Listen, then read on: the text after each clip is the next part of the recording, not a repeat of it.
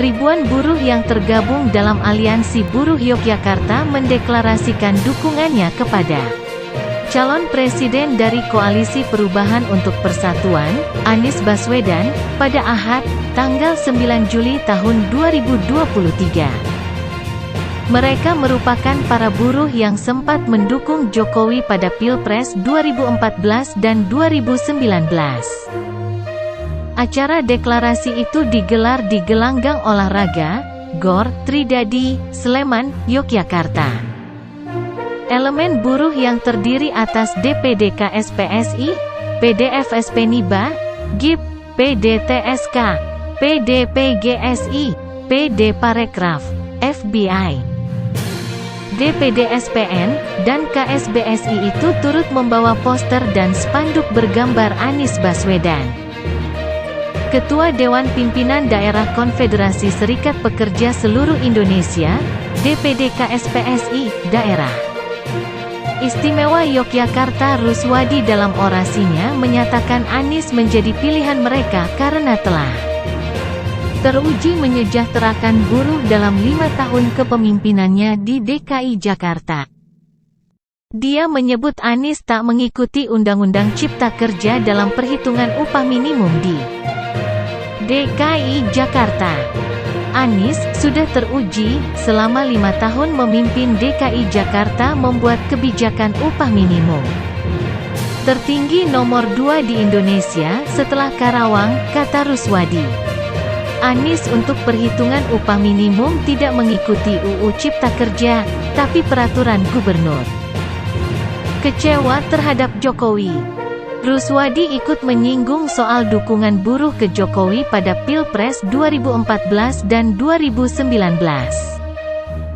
Dia pun menyatakan kekecewaannya kepada Jokowi karena menerbitkan UU Cipta Kerja justru di saat buruh terhimpit masalah ekonomi pada masa pandemi COVID-19.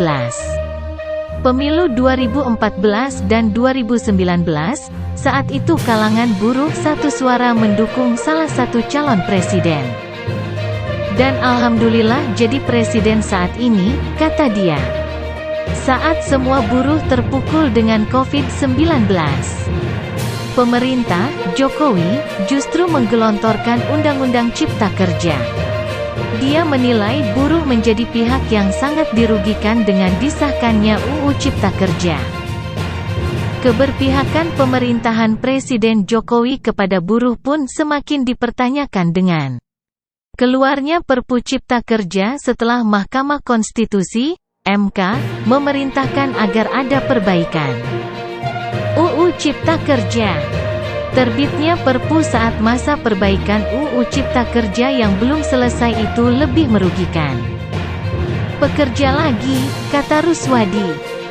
Ruswadi pun menyatakan tak bisa lagi berharap pada MK untuk kembali membatalkan UU Cipta Kerja. Dia menyindir posisi Ketua MK saat ini, Anwar Usman, yang merupakan ipar Presiden Jokowi. Kami sadar, uji materi UU Cipta Kerja di MK itu tak bisa terlalu kami harapkan. Imbuh Ruswadi. Karena penegak hukum yang ditempatkan di MK, orang-orang yang pro pemerintah. Tak mau memilih Ganjar Pranowo atau Prabowo Subianto. Dia pun menjelaskan alasan kenapa mereka tak mendukung calon presiden dari Partai Demokrasi Indonesia Perjuangan, PDIP, Ganjar Pranowo atau calon presiden dari Partai Gerindra Prabowo Subianto. Menurut dia, kedua calon presiden tersebut merupakan orang yang akan meneruskan warisan Jokowi, yaitu UU Cipta Kerja.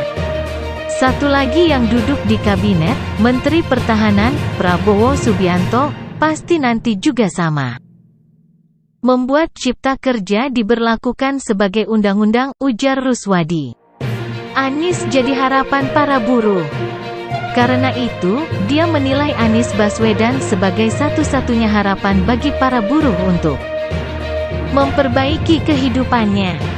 Mau tidak mau, suka tidak suka harus ada perubahan. Buruh harus memilih satu dari 3 sosok kandidat calon presiden itu.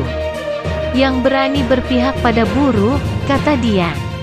Ruswadi menambahkan berbagai program Anies yang dinilai berpihak pada buruh. Pada 2016, kata Ruswadi, Anies sebagai gubernur juga menerbitkan program kesejahteraan di luar upah minimum buruh, sehingga kalangan pekerja bisa naik transportasi umum pemerintah daerah secara gratis. Aliansi Buruh Yogyakarta pun mendesak kepada semua pimpinan konfederasi maupun federasi buruh di Jakarta untuk segera mendeklarasikan dan mendukung Anies Baswedan sebagai calon presiden periode tahun 2024 sampai tahun 2029. Selain mendeklarasikan dukungannya kepada Anies Baswedan, dalam kesempatan itu Aliansi Buruh Yogyakarta juga menyerukan 5 tuntutan. Pertama, batalkan dan cabut UU Cipta Kerja. Kedua, cabut Permenaker No. 5 tahun 2023.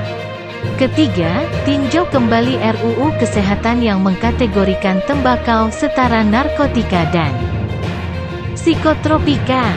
Keempat, ciptakan dan perluasan lapangan kerja tanpa memangkas atau mengurangi kesejahteraan buruh yang sudah ada.